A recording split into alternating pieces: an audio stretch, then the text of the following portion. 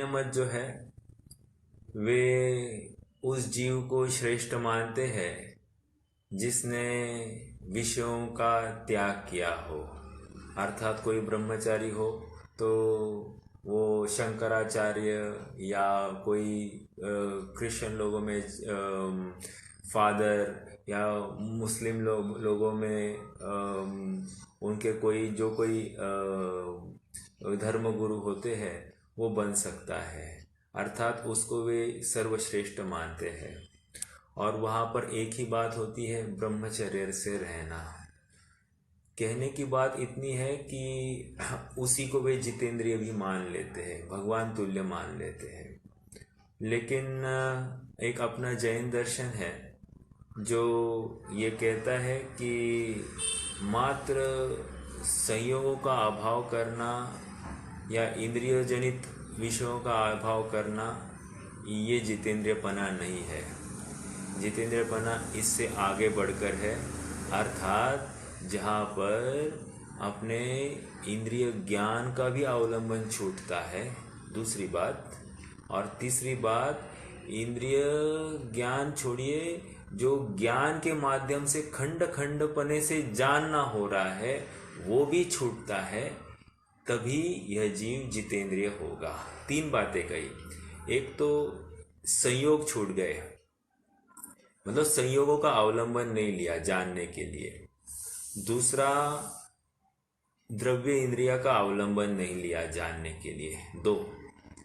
और तीसरा, जो खंड चेतना मतलब जो वर्तमान क्षयक्षम ज्ञान है उसका भी अवलंबन छोड़ता हुआ जो जीव है वही जीव जितेंद्रियपने को प्राप्त होगा। अर्थात अब वो क्या करेगा, ये तीन का अवलंबन छोड़ेगा तो क्या करेगा, वेरी नेचुरली वो अपने स्वभाव में जाएगा। उसके पास अब कोई बचा ही नहीं है ऑप्शन कहीं जाने के लिए, क्योंकि एक तो संयोगों में जाएगा, एक तो इंद्रिय के आश्रित जाएगा, नहीं तो अपने ज्ञान में जाएगा।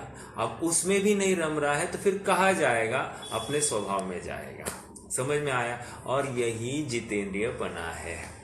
ये इतनी बात मैंने इसलिए रखी क्योंकि वर्तमान में किसी को कोई क्षयोक्षम ज्ञान से युक्त मति ज्ञान है, उस मति ज्ञान में थोड़ा उघाड़ विशेष होगा और उससे बहुत उसकी प्रसिद्धि भी होती होगी, और इसको लेकर वो लौकिकता में शाबाशी का पात्र, या यूँ कहिए कि बहुत ही प्रसिद्धि का पात्र बन जाता हो। ऐसा होते हुए भी कह रहे हैं कि ये ज्ञान आपका मति ज्ञान है, ये टूटा फूटा ज्ञान है, और ऐसे टूटे फूटे ज्ञान को तुम उसकी महिमा आंकते हो तो केवल ज्ञान किस चिड़िया का नाम है। कहने की बात यह है कि मति ज्ञान जितना भी कर रहा है ये पराधीनता से करता है, स्वाधीनता से नहीं करता है। और इसीलिए जो स्वाधीन है उसकी महिमा आकी जाती है, जो पराधीन है उसकी महिमा क्या आकी जाएगी। देखिए एक छंद भी आता है, नौ द्वारे को पिंजरा तामे सुआ समाए, उड़ने को अचरज नहीं अचरज तामे समाए। क्या कह रहे हैं, एक पिंजरा है उसमें 9 द्वार है और 9 द्वार में से कोई पंछी उसमें बंदिस्त है। अभी वे द्वार खुले हैं और इन खुले द्वारों में अगर कोई पंछी ना उड़े तो आश्चर्य है। सॉरी, कोई पंछी ना उड़े, वही उस पिंजरे में बना रहे तो आश्चर्य है। कह रहे उड़ जाए तो इसमें क्या आश्चर्य है। वैसे ही कह रहे हैं इस ज्ञान चेतना खंड चेतना के माध्यम से जान रहा है, लेकिन ऐसा होते हुए भी जो जाननपना है वो स्वभाव का परिचायक है। और इतना समझने पर कोई जीव इस शरीर से, संयोग से और इस वर्तमान वर्तने वाली ज्ञान पर्याय से भेद ज्ञान नहीं करे तो बहुत आश्चर्य की बात है। आश्चर्य की सॉरी भेद मतलब उसमें ही बैठा रहे, वर्तमान पर्याय में ही रमा रहे, ये बहुत आश्चर्य की बात है। ये इससे भेद ज्ञान क्यों नहीं करता, ये बहुत बड़ा विषय विचारणीय है। कल पंडित जी ने हमको 3 बातें बताई थी कि ये जो वर्तमान वर्तने वाला जो मति ज्ञान है ये पराधीन क्यों है। पराधीन इसलिए है क्योंकि ये एक तो कभी कभी जानता ही नहीं है, या फिर कम जानता है, या कुछ का कुछ जानता है। ये 3 बातें हैं और ये तीनों बातें अभी इसी पॉइंट को लेकर आगे बढ़ने वाले हैं। हमने कल इंद्रियों की चर्चा की थी कि ज्ञान जो होता है वो इंद्रियों के माध्यम से होता है, और दूसरा एक बिंदु देखा था, कोई बताएगा? ज्ञान इंद्रियों से होता है और दूसरा ज्ञान किससे होता है? अन्य मत का खंडन करने के लिए हमने वो बिंदु देखा था, कोई बताएगा उस बिंदु को?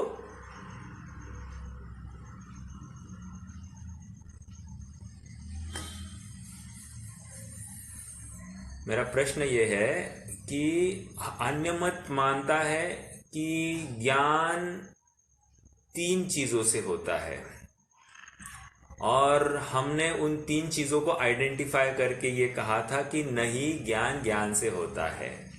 लेकिन वो पहली बिंदु तो था इंद्रिय से ज्ञान होता है, एक। दूसरा बिंदु मैं बता ही दूं कि दूसरा ये बिंदु था कि प्रकाश से ज्ञान होता है, 2। और तीसरा बोलेगा कोई? पदार्थता का भैया। बहुत अच्छा, धन्यवाद, थैंक यू, आपने रिस्पॉन्ड किया तो एक तसल्ली हो गई कि somebody इज अटेंटिव।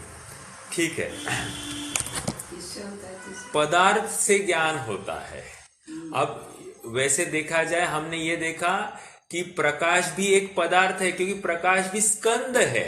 ओके, तो इसलिए प्रकाश को भी हमने पदार्थ में ही गर्भित कर लिया। ओके, अब देखिए, इंद्रिय से ज्ञान होता है, ये अन्य मत ने माना, और हम भी ये देख रहे हैं कि जब तक इंद्रियों की सन्निकर्षता नहीं होगी तब तक ज्ञान होने पर भी या क्षयोक्षम होने पर भी ये जानने में समर्थ नहीं है।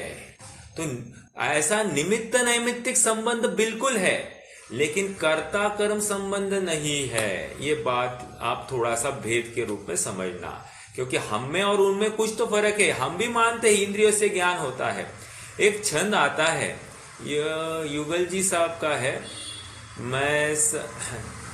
ये दीपक का छंद है। ये ज्ञान का कारण, ये मैं समझ रहा था अब तक प्रभु, दीपक से ज्ञान होता है। बोलिए, याद है किसी को छंद? उसमें 2 बातें हैं कि एक तो प्रकाश ज्ञान का कारण है और इंद्रिय से ज्ञान प्रकट होता है, ऐसे 2 बातें कही वहां पर भी। लेकिन फिर जड़ चेतन सर्जन करता है, ऐसी कोई वो छंद है। चलिए, कोई बात नहीं, मैंने 2 बिंदु तो बताया कि प्रकाश से क्या कहा भैया? हाँ, राइट। नहीं, वो तो युगल जी का अलग है और इनका अलग है। ठीक है, चलिए आगे बढ़ते हैं। लेकिन ज्ञान का ही छंद है वो, दीपक का छंद है। चलिए आगे बढ़ते हैं। मैं तो ये कह रहा हूं कि इंद्रिया, ये हमने ये देखा कि क्षयोक्षम होते हुए भी सन्निकर्षपना होना चाहिए। मतलब मेरे आत्मा के प्रदेश या चक्षु इंद्रिया के वहां आएंगे तभी ही ये आंखों के माध्यम से जानने में समर्थ है। यदि वही आत्म प्रदेश पैरों में जाएंगे तो वे जानने में समर्थ नहीं। यद्यपि क्षयोक्षम पूर्ण है चक्षु इंद्रिया से जानने का, लेकिन वे जानने में समर्थ नहीं है। क्यों? क्योंकि वहां उस पर्टिकुलर इंद्रिया का सन्निकर्ष नहीं है। सन्निकर्ष मतलब नजदीकीपना होना चाहिए।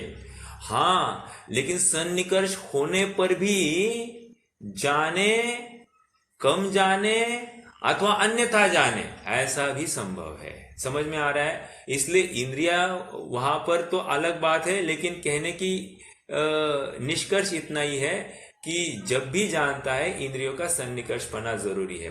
तो इंद्रिया के ऊपर डिपेंडेंसी कितनी है? क्या कहा? आलोक ज्ञान का कारण है। हाँ, आलोक ज्ञान का कारण है। इंद्रिय से ज्ञान क्या है? उमड़ता है, हाँ, उपजता है। उपजता है।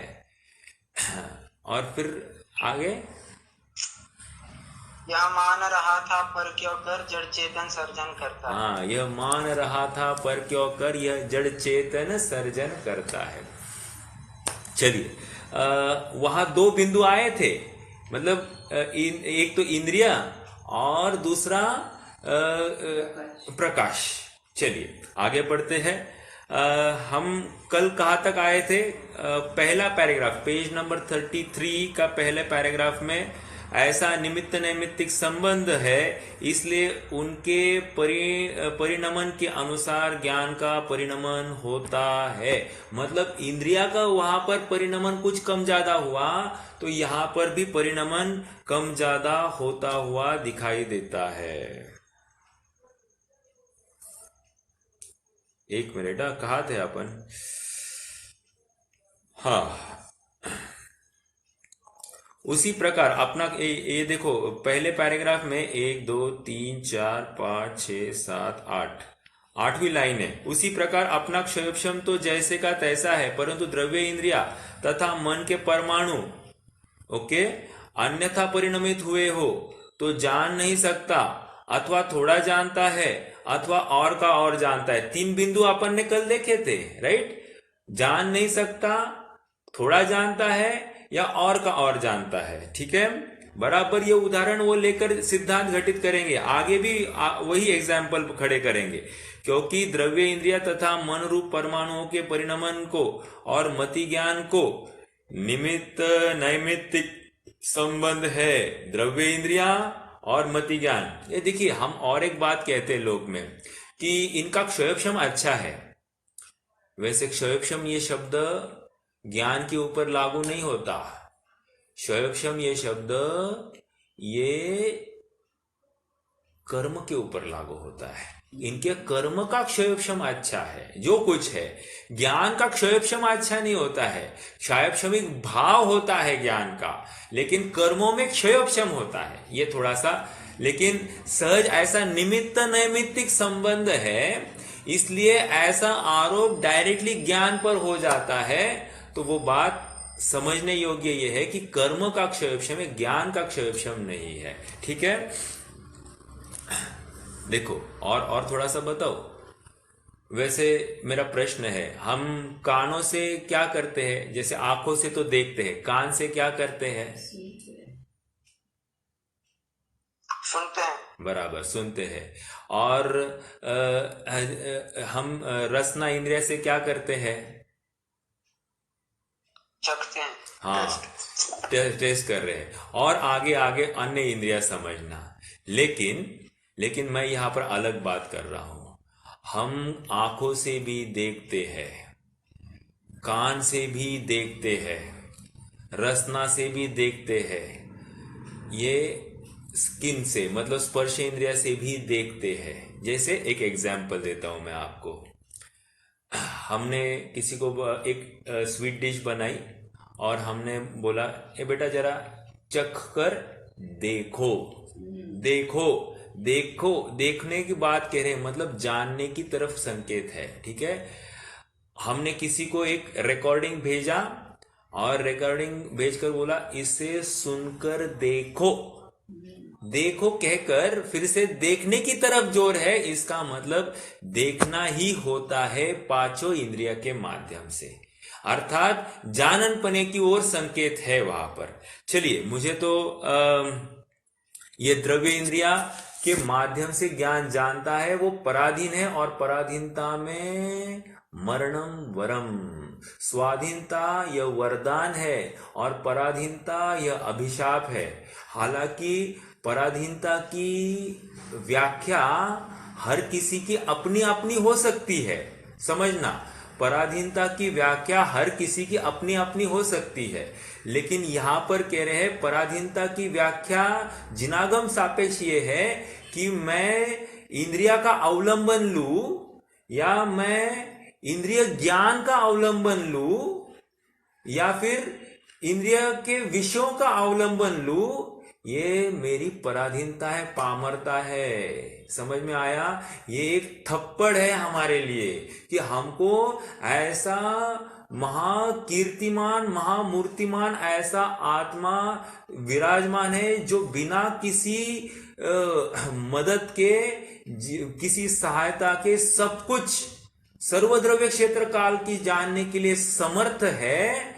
ऐसी शाश्वत सत्ता हम में विद्यमान होते हुए भी हम ऐसे तुच्छ मति ज्ञान का अवलंबन ले रहे हैं, और उसमें भी थोड़े बहुत मार्क्स अच्छे मिल जाए, थोड़ा बहुत पंडिताई झाड़ने मिल जाए, तो उसमें हम इमीडिएटली एकदम सीना तान के एकदम कॉलर ताट करके चलते हैं, और फिर खुद को क्या समझ बैठते हैं, वो अलग बात। कहने की बात इतनी है, या कोई तो थोड़ा बहुत पैसा कमाकर खुद को एकदम होशियार समझने लगता है। ये बहुत विचित्रता है। मतलब मैं ऐसे भी देखता हूं कि जो ज्यादा पैसा कमाता है वो होशियार समझते हैं स्वयं को, और जो कम पैसा कमाता है वो कह रहे कि इसको अकल नहीं है। समझने की बात इतनी है कि किसी को कमाना ज्यादा आया और या कम कमाना आया, इसके ऊपर से उसकी ज्ञान को आंका नहीं जा सकता है। और जो ऐसे परद्रव्यों के आश्रित ज्ञान को आंकता है, उसके जैसा मूढ़ जीव कोई नहीं है। आइए, क्योंकि द्रव्य इंद्रिया तथा मन रूप परमाणुओं के परिणमन को और मति ज्ञान को निमित्त नैमित्तिक संबंध है, इसलिए उनके परिणमन के अनुसार ज्ञान का परिणमन होता है। अब उसका उदाहरण दे रहे हैं, जैसे बहुत जबरदस्त उदाहरण मतलब लॉजिकल इतना है कि फटाफट ये ऐसे उदाहरण कहां से खड़े किए पंडित साहब ने। उदाहरण जो देते हैं वो बराबर उस सिद्धांत ही घटित होता है उसमें। देखिए, जैसे मनुष्यादि को बाल वृद्ध अवस्थाओं में, माइंड वेल यहां पर युवा अवस्था नहीं लिए, बाल अवस्था और वृद्ध अवस्था, और एक शब्द मनुष्यादिक कहकर क्या लेना है, यहां पर तिर्यंच को भी ले लेना। समझ में आया? तो मनुष्यादिक को बाल वृद्ध अवस्थाओं में द्रव्य इंद्रिया तथा मन शिथिल हो तब जानपना भी शिथिल होता है। एग्जाम्पल, जैसे छोटा बच्चा है, बच्चा चड्डी में ही पेशाब करता है, तो बिस्तर में पेशाब करते, जहां करना है करने दो। कहने की बात यह है कि तो बात ये कहने की है कि बच्चा ये कर रहा है, तो कहते हैं कि डॉक्टर को पूछा जाए तो डॉक्टर कहते हैं कि उसकी जो सेंसेशन है वो सेंसेशन डेवलप नहीं हुआ है, तो इसकी वजह से उसको एक जो रिस्पॉन्स जाना चाहिए ब्रेन को, वो सो होता नहीं है। ये तो डॉक्टरी भाषा है। लेकिन यहां पर कह रहे हैं ऐसी द्रव्य इंद्रिया ही शिथिल है जिसको लेकर उसको उसके ज्ञान में जाननपना भी पाया नहीं जा रहा है। मतलब इसके ज्ञान का जाननपना उस इंद्रिया के आश्रित है। समझ में आया? बहुत देखते हैं, जैसे कोई 3 इंद्रिय जीव है, हाँ 3 इंद्रिय जीव को कोई कहे साहब इसका ऑपरेशन करो और इसको आंखें बिठा दो, 4 इंद्रिय हो जाएगा। ऐसा नहीं है। क्यों नहीं है? क्योंकि यहां भले ही इंद्रिया आप लगा दो, लेकिन उसके क्षयोक्षम ही नहीं है उतना जानने का। एक बात, अभी उसके उल्टा ले लीजिए, कोई पंचेंद्रिय जीव है और उसको आंखों में प्रॉब्लम है, उसकी आंखें बदलो तो वो देखना चालू करेगा। मतलब द्रव्य इंद्रिया बदलने से काम होता है, लेकिन वैसा क्षयोक्षम विद्यमान होना चाहिए। समझ में आ रहा है? चलिए, तो आइए यहां पर मनुष्यादि के बाल वृद्ध अवस्था में भी आप देखिए, सुनाई कम देता है, दिखाई कम देता है, हाथ कांपता है, आदि जितनी भी बातें हैं, स्पर्शन इंद्रिया भी शिथिलपना, मतलब वहां स्पर्श भी थोड़ा कम ज्यादा हो जाता है। ये क्यों हो रहा है? कह रहे हैं इंद्रिया के आश्रित ये ज्ञान है।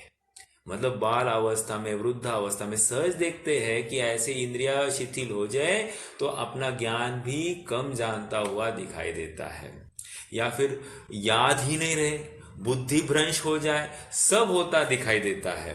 फिर डॉक्टर को दिखाए, डॉक्टर कहेंगे इसके नर्व सेल्स थोड़े से खराब हो गए हैं।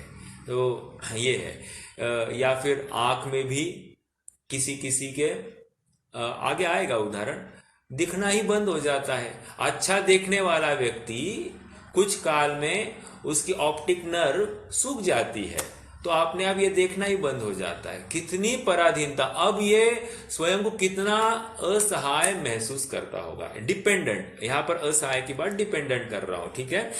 आइए, वृद्ध अवस्था में द्रव्य इंद्रिया तथा मन शिथिल हो तब जानपना भी शिथिल होता है, तथा जैसे शीत वायु आदि के निमित्त से स्पर्शनादि इंद्रियों के और मन के परमाणु अन्यथा हो तब जानपना नहीं होता अथवा थोड़ा जानना होता है। फिर से यहां पर जानपना नहीं हो अथवा थोड़ा जानना होता है, या और का और नहीं दिया इन्होंने उदाहरण, लेकिन और का और भी जानना इसमें गर्भित समझना। देखो क्या कह रहे हैं, अभी बहुत ठंड का माहौल है ना। ठंड का माहौल है तो बहुत बार ऐसा होता है कि किसी ने स्पर्श किया तो भी महसूस नहीं होता, नम्बनेस आ जाती है, बधिर हो जाता है। तो क्यों हुआ? क्योंकि फिर वैसे इंद्रिया है, ज्ञान भी है, ऐसा होते हुए भी बाह्य वातावरण ऐसा है कि उसके अधीन ये अपना ज्ञान पराश्रित हो गया है, फिर जानना भी नहीं हो रहा है। समझ में आ रहा है क्या? इतनी पराधीनता अपने वर्तमान वर्तने वाले इस मति ज्ञान की है। हालांकि मैं आपको पूछूं, ये मति ज्ञान कितने प्रकार से जानता है?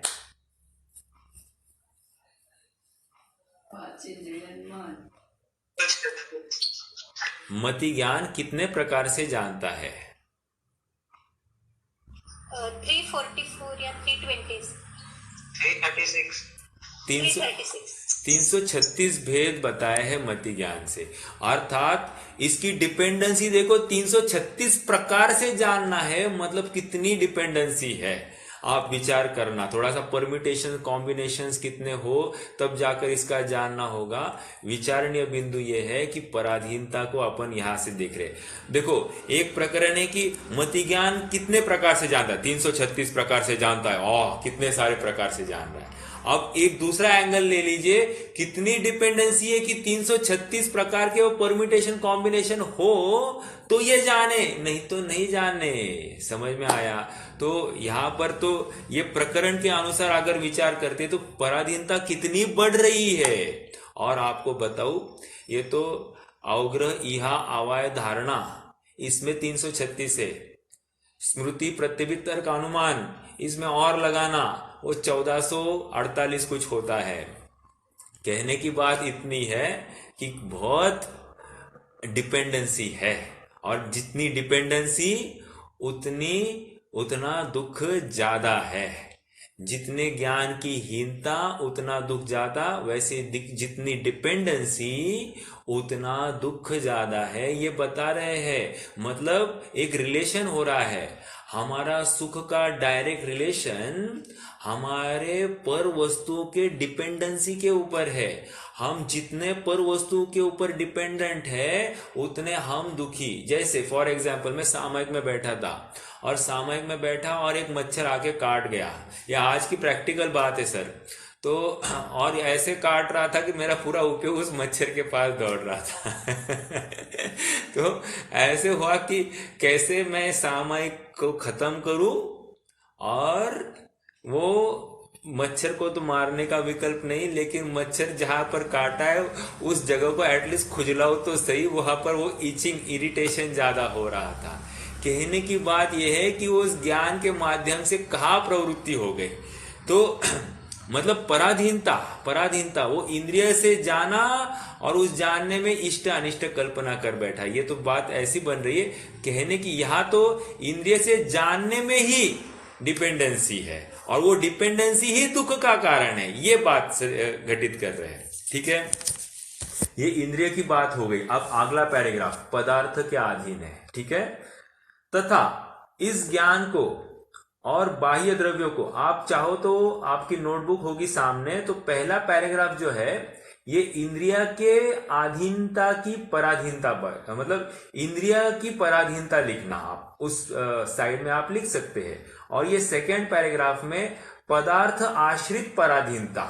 ठीक है, पदार्थ आश्रित पराधीनता तथा इस ज्ञान को और बाह्य द्रव्यों को भी निमित्त नैमित्तिक संबंध पाया जाता है। वहां इंद्रिया और ज्ञान का निमित्त नैमित्तिक संबंध देखिए कहाँ है, क्षयोक्षम कहा गया, 8वीं द्रव्य इंद्र तथा मन के परमाणु कहा गया। हाँ देखिए पहले पैराग्राफ की 4th लास्ट लाइन, निमित्त नैमित्तिक संबंध है इंद्रिया और मन का, इंद्रिया और ज्ञान का। अब यहाँ पर बाह्य द्रव्यों का और ज्ञान का निमित्त नैमित्तिक संबंध है, हालांकि इंद्रिया भी बाह्य द्रव्य ही है, और द्रव्यों का आश्रित द्रव्य उसको भी बाह्य द्रव्य कह रहे हैं।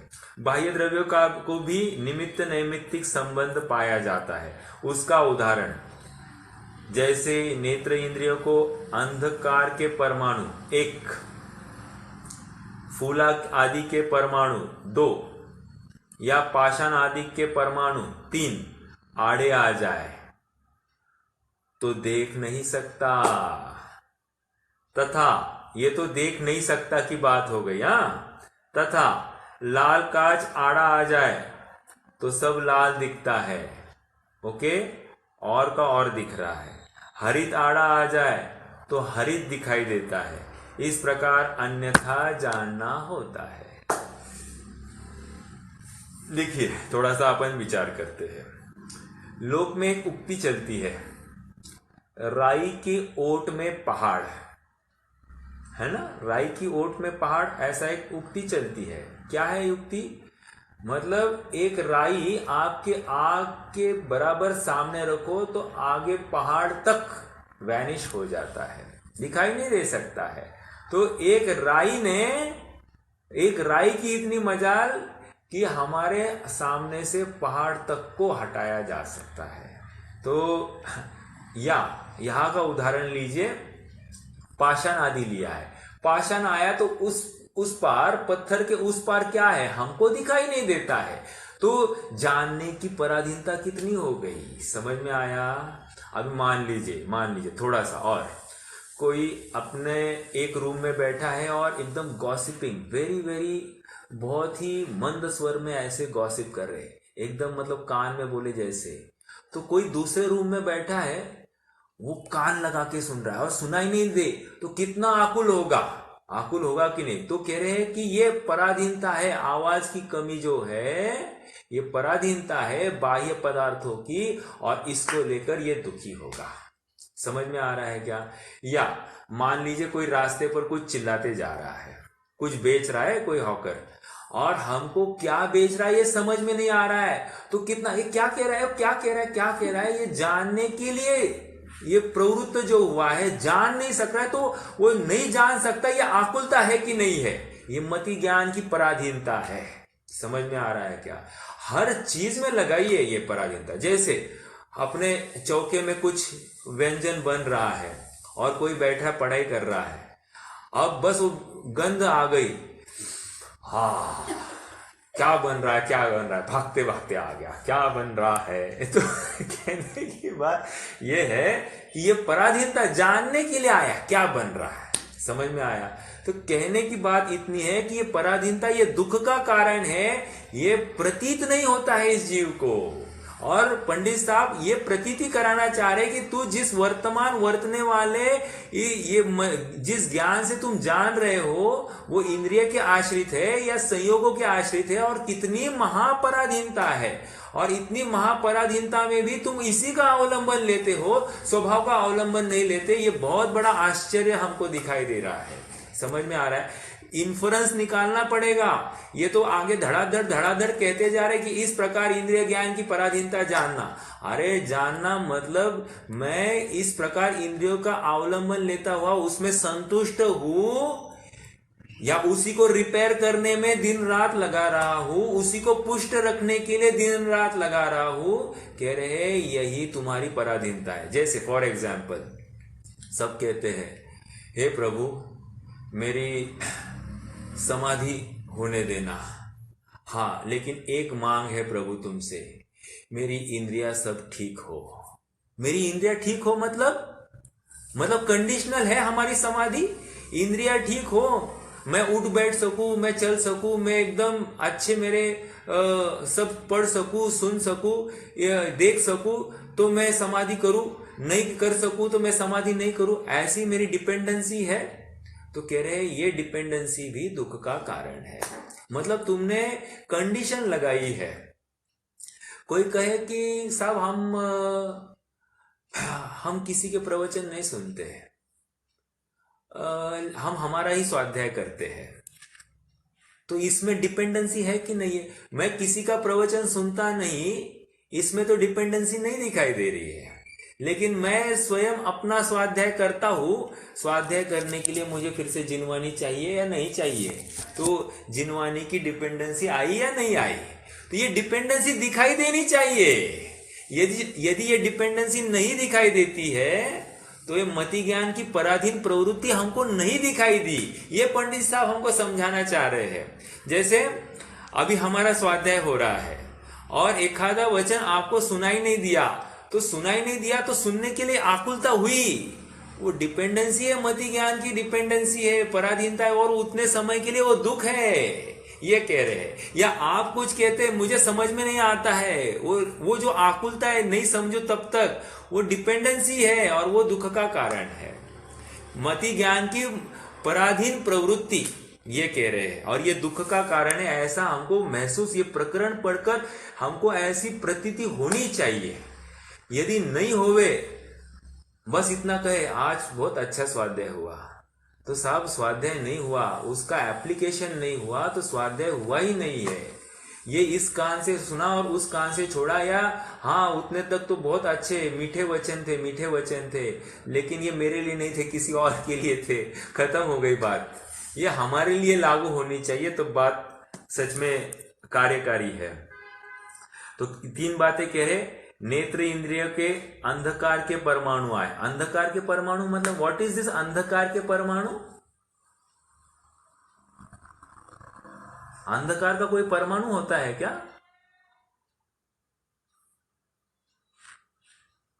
ये प्रश्न है मेरा आपसे। अंधेरा हो जाए। हाँ, अंधेरा हो जाए बराबर है। मतलब कहने की बात, अंधेरा भी आपके आत्मा के प्रदेश। ना, आत्मा के पास नहीं जा रहे अपन। अंधेरे कौन सा? पुद्गल की पर्याय।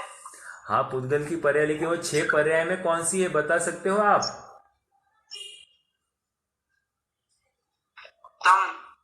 हाँ, स्थूल, इसमें से कौन सी है?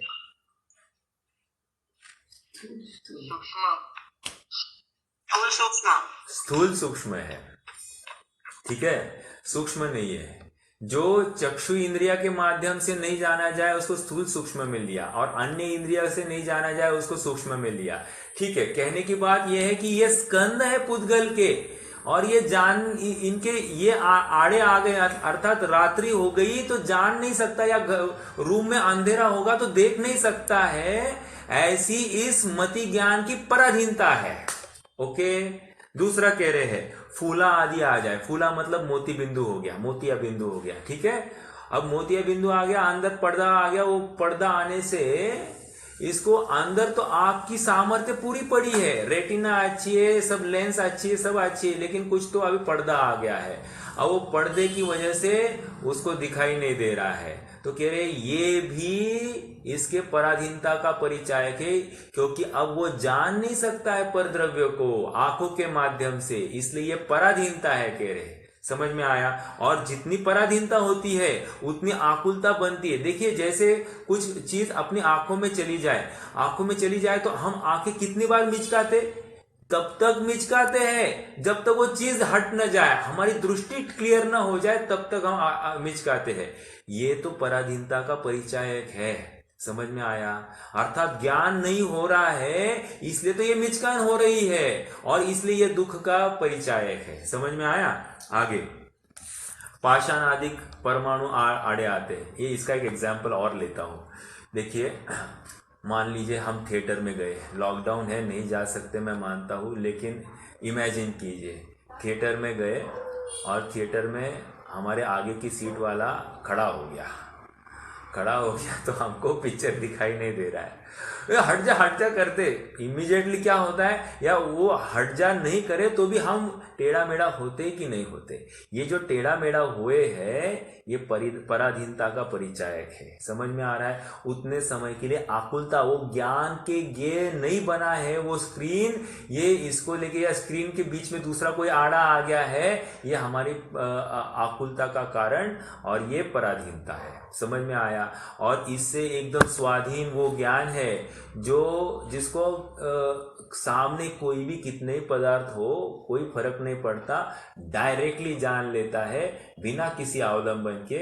ऐसा वो स्वाधीन असहाय ज्ञान, ऐसे ज्ञान की महिमा गा रहे हैं। वो मतलब वो केवल ज्ञान शक्ति कहो या केवल ज्ञान पर्याय कहो, दोनों की बात करेंगे। ठीक है। तो इस प्रकार अन्यथा जानना होता है। आगे बढ़ते हैं और आगे इसमें भी दो बातें आ गई। एक तो कम जानेगा या अन्यथा जानेगा, और एक बात रखी है इन्होंने, लाल कांच होगी तो लाल दिखाई देगा, हरी कांच होगी तो हरा दिखाई देगा। इसके लिए हरे का एक उदाहरण आता है विद्वानों द्वारा दिया गया, मैं भी आपको वही उदाहरण देता हूँ। जैसे कोई भैंस है, भैंस, तो ये राजस्थान में कोई प्रयोग किया गया कि भैंस के आंख पर है ना ऐसे एक हरी पट्टी लगाई, हरी पट्टी मतलब ट्रांसपेरेंट हरी पट्टी लगाई, मतलब ये मान लीजिए कि हरे कलर का गॉगल लगाया और फिर उसके सामने घास रखी। तो ये प्रयोग करने पर ऐसा निष्कर्ष हुआ कि भैंस ज्यादा दूध देना लग गई। तो ये कहने की ये फीलिंग की बात है। जब उसको लगता है कि मैं हरी खा रही हूं तो उसका मन प्रसन्न होता है और उसको लेकर फिर वो ज्यादा दूध देती होगी। ऐसा वो एक प्रयोग किया गया। कहने की बात यह है कि ये कुछ का कुछ ज्ञान में चेंज होता है। मतलब वो हरी पट्टी लगाने से उसके ज्ञान की धारणा अलग हो गई और जिसको लेकर रिजल्टेंट कुछ अलग हुआ, ये बात है। तो हरा आड़े आने पर हरी दिखाई देता है, वो उसकी हमने चर्चा की। इस प्रकार अन्यथा जानना होता है। आगे अब और आगे बढ़ा रहे हैं। तथा दूरबीन मतलब लेंस, दूरबीन, दूसरा चश्मा इत्यादि आड़े आ जाए तो बहुत दिखने लगता है। ये बहुत दिखना तो अच्छी बात है ना रे, ये बात भी नहीं है। वो जैसा था वैसा देख नहीं पाया, इसको किसी साधन का अवलंबन करना पड़ा, पराधीनता हुई, इसलिए ये भी दुख का कारण है। समझ में आ रहा है। तो तथा दूरबीन, चश्मा इत्यादि आड़े आ जाए तो बहुत दिखने लग जाता है। प्रकाश, जल, हिल्लवी कांच इत्यादि परमाणु आड़े आए तो भी जैसे का तैसे दिखता है। अब देखो यहां पर कह रहे जैसे का तैसा, जैसे का तैसा मतलब, जैसे का तैसा मतलब अच्छा दिख रहा है, नहीं, यहां पर भी तकलीफ है, यहां पर भी तकलीफ है। थोड़ा सा मैं इसका एग्जाम्पल आपको हाईलाइट करूं। वैसे आगे बढ़ने से पहले हिल्लवी कांच मतलब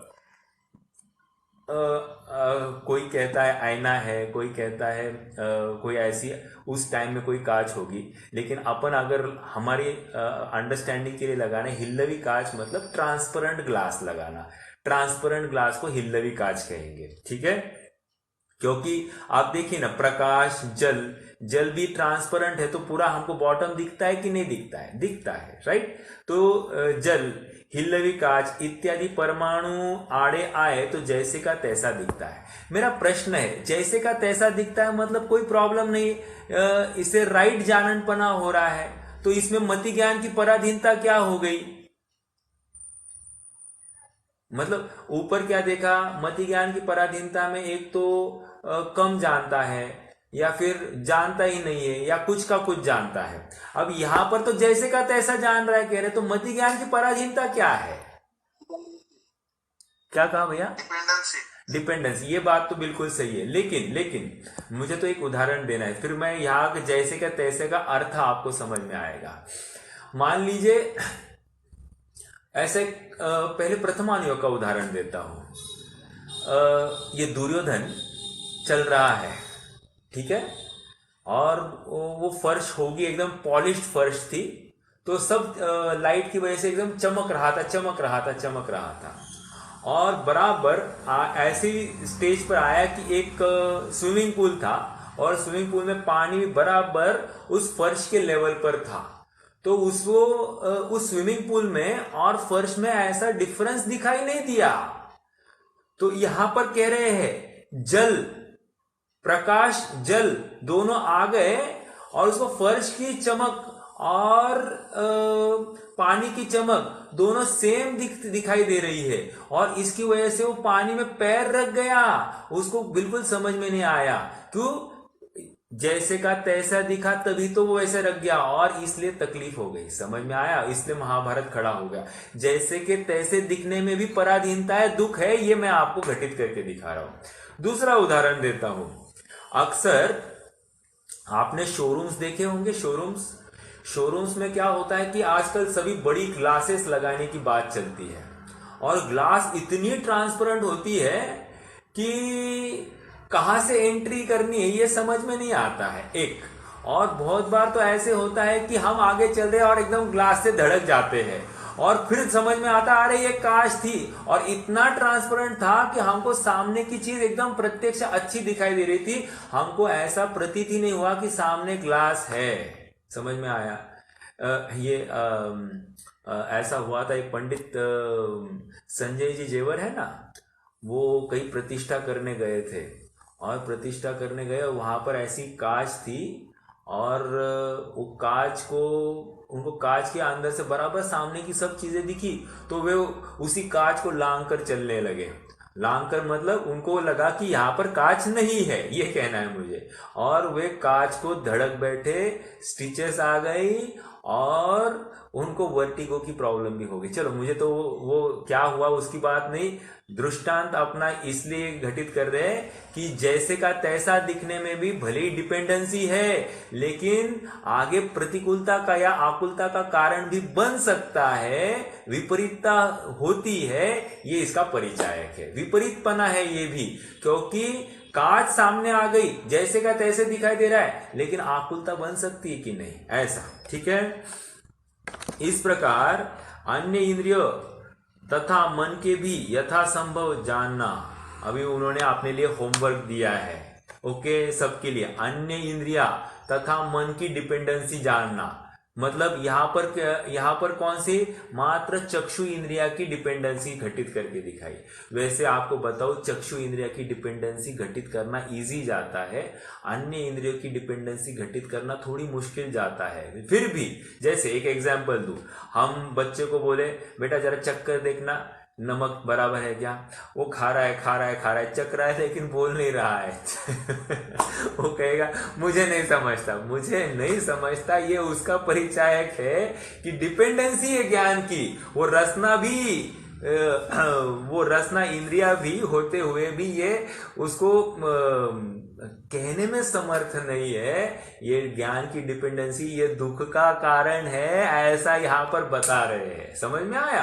अब हर चीज में लगाना, सुन नहीं सकता है, कम सुनाई देता है, सूंघ नहीं सकता है, अभी तो बहुत तकलीफ चल रही है, अभी तो टेस्ट खत्म हो गई और घ्राणेंद्रिय का कम हो गया, तो साहब अभी तो बहुत कोरोना की बात आती है।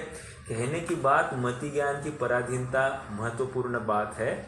और हम विचार करें कि जितने भी हम संयोगों में दिखाई दे रहे और हमको जितनी सहजता से जाननपना होता है, हमको ये प्रतीत होता ही नहीं है कि हमारे मति ज्ञान की पराधीनता है। जैसे और एक एग्जांपल दूं, अभी एकदम मतलब डेली लाइफ का, अपना मोबाइल है और मोबाइल का नेटवर्क थोड़ा सा वीक है, हमने कोई साइट ओपन की है और वो साइट लोड नहीं हो रही है। अब ये लोड नहीं हो रही, वो जानने की इच्छा है। अब मति ज्ञान उस द्रव्य पदार्थ के आश्रित है और वो लोड नहीं हो रहा है, तो ये इतना आकुल होता है। मति ज्ञान की पराधीनता, समझ में आया? मान लीजिए मुझे कोई फॉर्म भरना है और फॉर्म वो स्पीड ज्यादा होगी नेट की, मतलब इसकी, तो वो फॉर्म बराबर लोड होता है, नहीं होता है तो घंटों चले जाते हैं। तो यही बात है कि ये वो कार्य नहीं हो रहा है तो मति ज्ञान की पराधीनता। ये फॉर्म आए तो मेरा काम हो,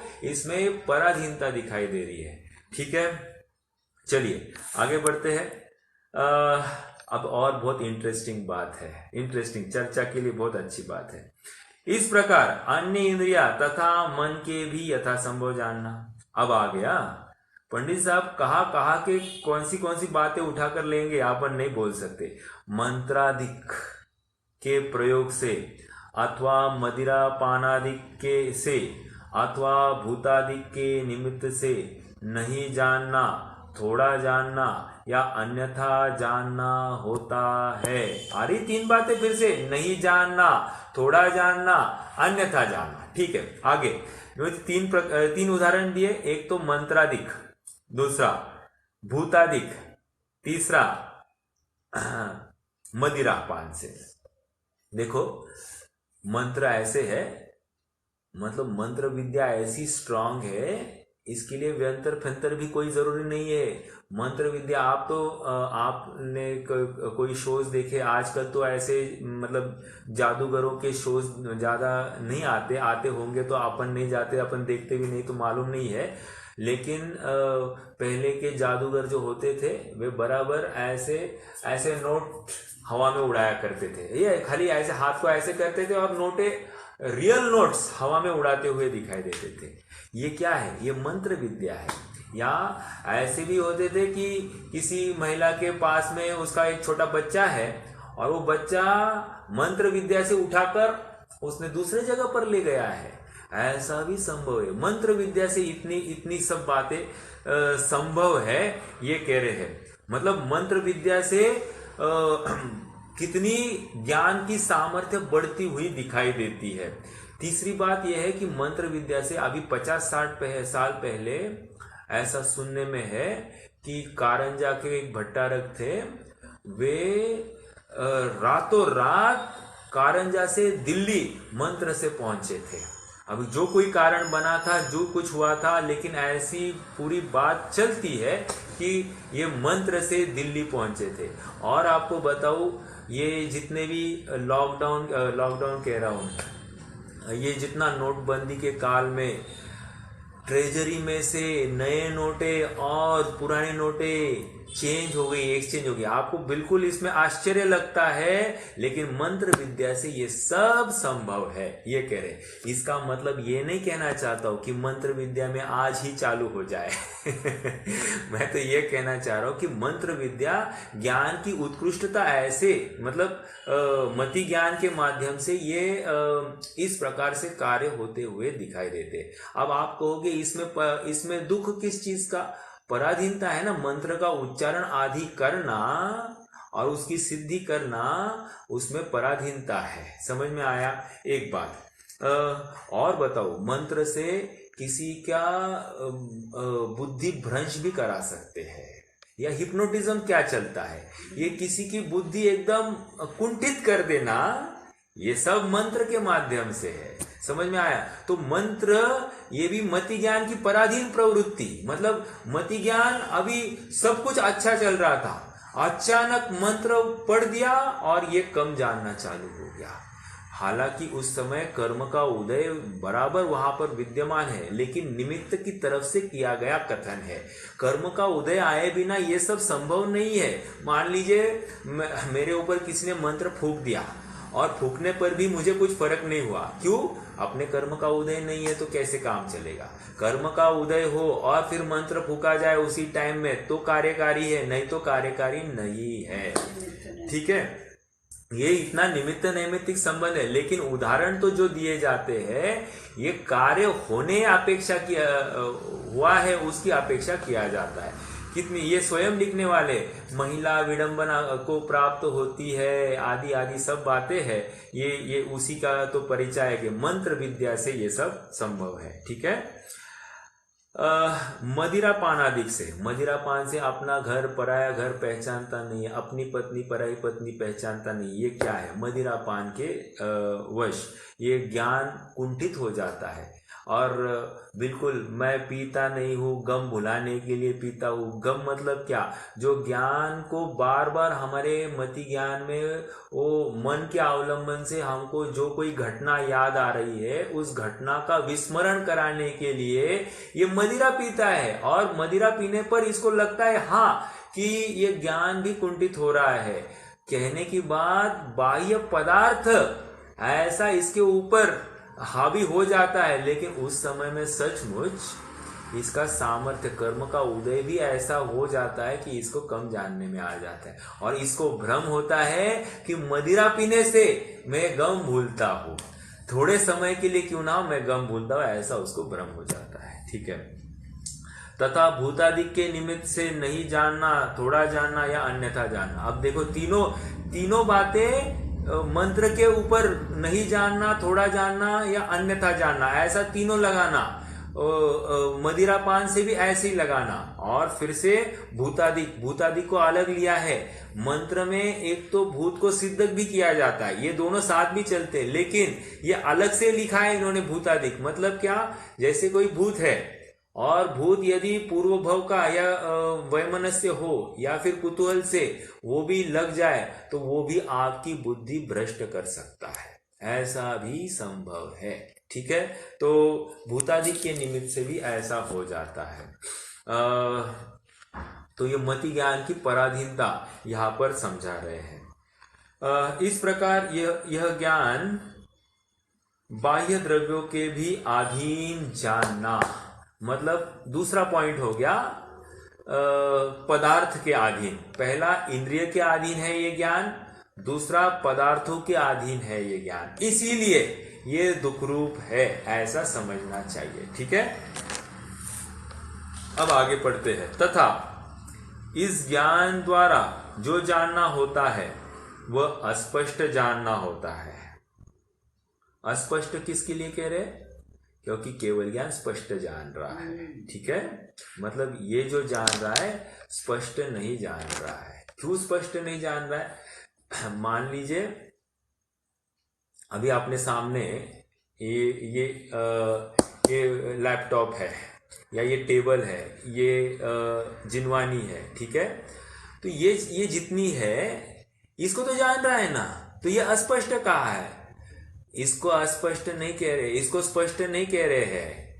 ये कह रहे हैं कि इसकी पूर्व की पर्याय, इसकी भविष्य की पर्याय और वर्तमान पर्याय, इन तीनों को जाने तो स्पष्ट जाना, नहीं तो अस्पष्ट जाना। ये समझ में आया क्या? अस्पष्ट क्यों कह रहे? जैसे अभी मैं आपके सामने दिखाई दे रहा हूं, तो अभी मेरी भूतकाल की पर्याय, मेरी भविष्य की पर्याय और ये वर्तमान पर्याय, ये तीनों को एक साथ जाने तो स्पष्ट जाना कहेंगे, नहीं तो अस्पष्ट जाना कह रहा है। समझ में आया?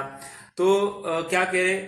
तथा इस ज्ञान द्वारा जो जानना होता है वह अस्पष्ट जानना। ये टेबल है तो टेबल की पूर्व पर्याय कोई लकड़ी होगी, वो लकड़ी, वो पेड़ की अवस्था वो जाने, और ये टेबल की आगे की अवस्था कोई स्क्रैप के दुकान में अभी कुछ होगा या इसको जलाने के लिए कोई ले जाएंगे लकड़े के रूप में, तो वो अगली अवस्था, फिर राख की अवस्था, ये सब होगी, ये सब वो जानेगा एक साथ, तो उसको स्पष्ट कहेंगे, नहीं तो अस्पष्ट कह रहे हैं। ठीक है, आगे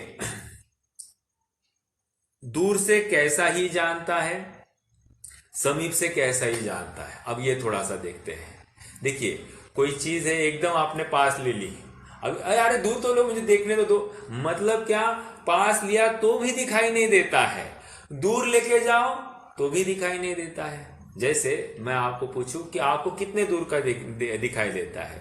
कोई कहे हमको 5 फीट का 10 फीट का दिखाई देता है। अच्छा, 10 फीट का दिखाई देता है तो एक काम करो, आप ये मेरे बुक में सामने खड़ी कर दूं, ये कौन सी बुक है मुझे आप पढ़ के दिखाओ, या बुक में जो कुछ लिखा है वो पढ़ के दिखाओ। नहीं पढ़ सकता है। इसका मतलब अपेक्षाकृत वहां पर भी बातें चलती है कि दिखाई देता है मतलब क्या, पढ़ने योग्य दिखाई देता है या मात्र देखने योग्य दिखाई देता है, ये भी समझना। और उत्कृष्ट दृष्टि का विषय कितना है? उत्कृष्ट दृष्टि का विषय कोई बता सकता है? चक्रवर्ती के होता है 47,260 योजन कुछ है। कहने की बात इतनी है कि ये ज्यादा से ज्यादा चक्षु इंद्रिय के माध्यम से देख सकता है, कर्नेंद्रिय के माध्यम से 12 योजन तक देख सकता है। मतलब देख सकता है मतलब सुन सकता है, वो देखने की बात है। तो मतलब अपने पूरे कटक में जो कुछ चल रहा है वो बराबर जान सकता है। कहने की बात ये है कि ये पराधीन, इतनी ही लिमिटेशन, उसके आगे नहीं, उसके आगे नहीं, यही तो पराधीनता है। और जो मेरा स्वभाव रूप नेचुरल ज्ञान है, स्वाभाविक ज्ञान है, उसमें तो 3 लोक 3 काल के और सर्व क्षेत्र के जानने की सामर्थ्य है। तो ये दूर से मतलब ये द्रव्य अपेक्षा पराधीनता घटित कर रहे हैं। समझ में आया? द्रव्य क्षेत्र काल भाव लगाना तो क्षेत्र अपेक्षा पराधीनता है कि पास का भी नहीं जानता है, दूर का भी नहीं जानता है। समझ में आया? जैसे आपको थोड़ा सा मालूम होगा, ये वेव्स भी होते हैं ना, अल्ट्रासाउंड वेव्स। अभी हमारी कर्नेंद्रिया जो है ये भी कुछ लिमिट रेंज में ही सुन सकती है।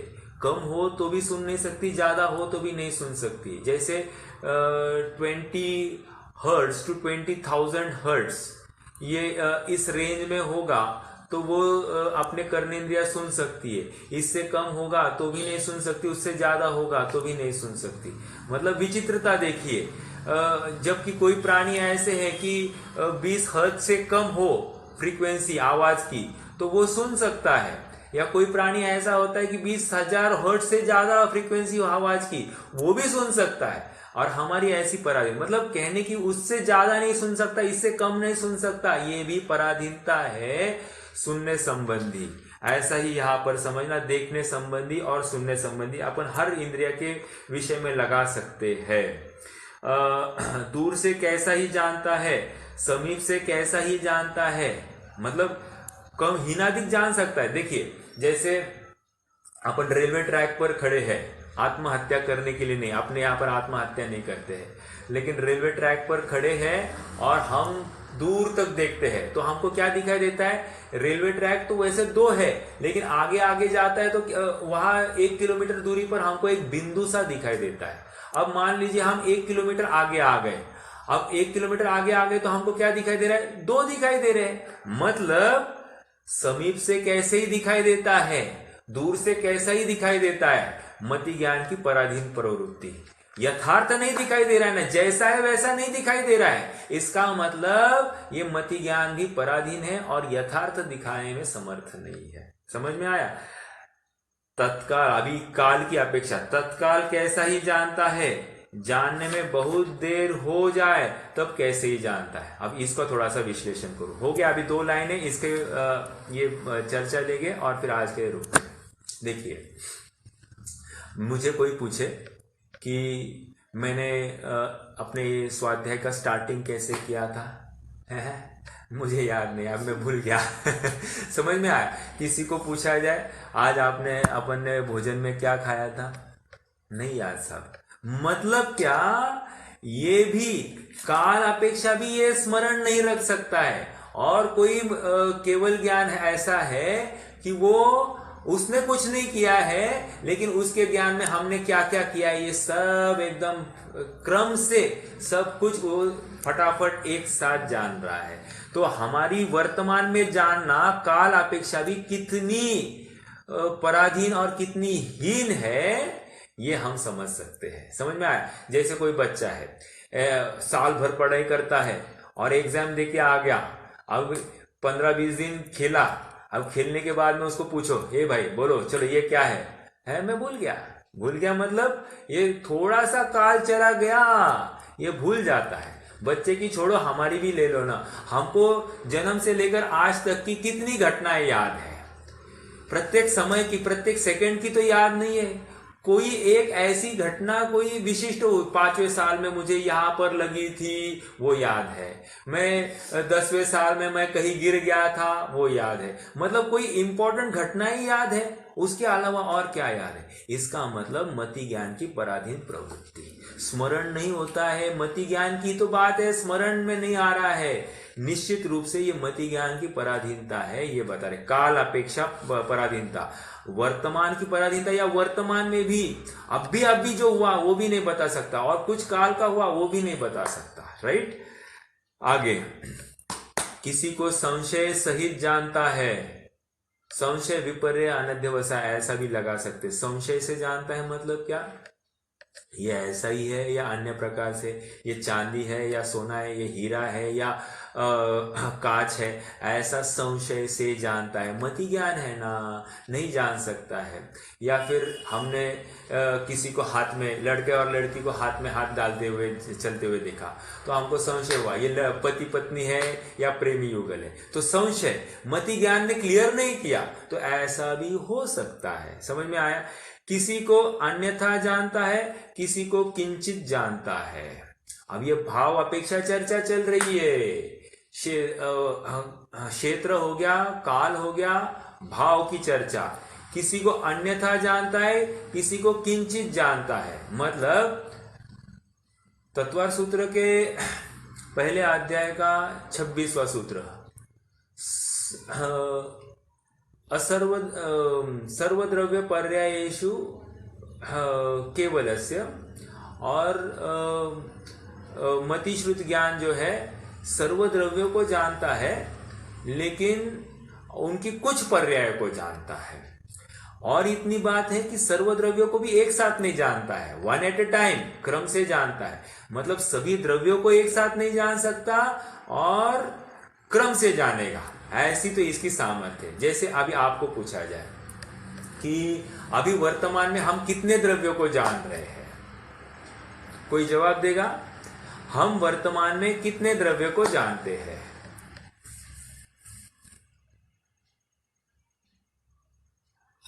पुद्गल को ही 4 द्रव्य। 4 द्रव्यों को जानते हैं। कौन से 4 हैं? धर्म अधर्म छोड़ के बाकी 4। धर्म अधर्म छोड़ के आकाश को जान रहे, काल को जान रहे, जीव को जान रहे और पुद्गल को जान रहे। लेकिन सचमुच ऐसा नहीं है, पुद्गल को भी नहीं जान रहे। क्यों? पुद्गल परमाणु कहाँ दिखने में आता है, जानने में नहीं आता है। अनुमान से हम कह रहे हैं पुद्गल परमाणु होगा। जीव तो भी जानने में नहीं आ रहा क्योंकि जीव भी दिखाई नहीं दे रहा है, तो जीव भी दिखाई नहीं दे रहा है। और आकाश और काल, आकाश अरूपी है। जब जीव ही नहीं जानने में आ रहा, आकाश के बारे में अपन अनुमान ही कर रहे हैं, और काल भी अपन काल चक्र को देखकर अनुमान से ही फाइनल कर रहे हैं कि काल को जान रहे हैं। वैसे सचमुच हम एक भी द्रव्य को, कालाणु नहीं जानते हैं, परमाणु नहीं जान रहे, आकाश नहीं जान रहे, और जीव भी नहीं जान रहे, और धर्म अधर्म भी नहीं जान रहे। कहने की बात, हमारा ज्ञान इतना समर्थ नहीं है। अनुमान से हम 6 द्रव्यों को विषय बना सकते हैं, लेकिन जानते तो नहीं है। एक भी द्रव्य को डायरेक्टली हम देखते नहीं है। ओके, उस अपेक्षा से प्रश्न था मेरा। ऑलराइट, तो क्या कह रहे हैं? किसी को अन्यथा जानता है, किसी को किंचित जानता है, इत्यादि। देखो, अन्यथा और किंचित आया, और मतलब किसी को नहीं भी जानता हो, ऐसा भी हो सकता है। तो कह रहे हैं कि किंचित जानता है, इत्यादि रूप से निर्मल जानना नहीं हो सकता। निर्मल जानना मतलब स्वभाव निर्मल है, ये उन्होंने लिखा है यहां पर। निर्मल जानना ये मेरा स्वभाव है, और इस निर्मलता से परे विलक्षण, ऐसे पराधीन होकर थोड़ा बहुत जानता हूं, कम ज्यादा जानता हूं, अन्यथा जानता हूं, कुछ का कुछ जानता हूं, नहीं जानता हूं, ये सब मेरी पराधीनता है। ये मति ज्ञान, ये मेरा शाश्वत स्वभाव नहीं है, त्रिकाल स्वभाव नहीं है। समझ में आया है तो मति ज्ञान अनादि से, विरोध नहीं है इसमें, लेकिन वो मेरा स्वरूप सामर्थ्य नहीं है, वो मेरा स्वरूप वैभव नहीं है, ये मेरा वर्तमान वर्तने वाली एक समय की पर्याय है जो किसी अंश में प्रकट हुई है, और इसलिए जो अल्प रूप में प्रकट होती है उसको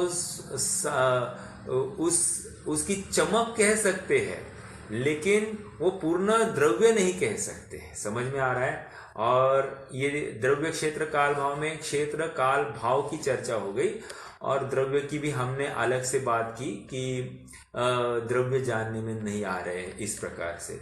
तो द्रव्य क्षेत्र काल भाव की भी पराधीनता इस मति ज्ञान में पाई जा रही है।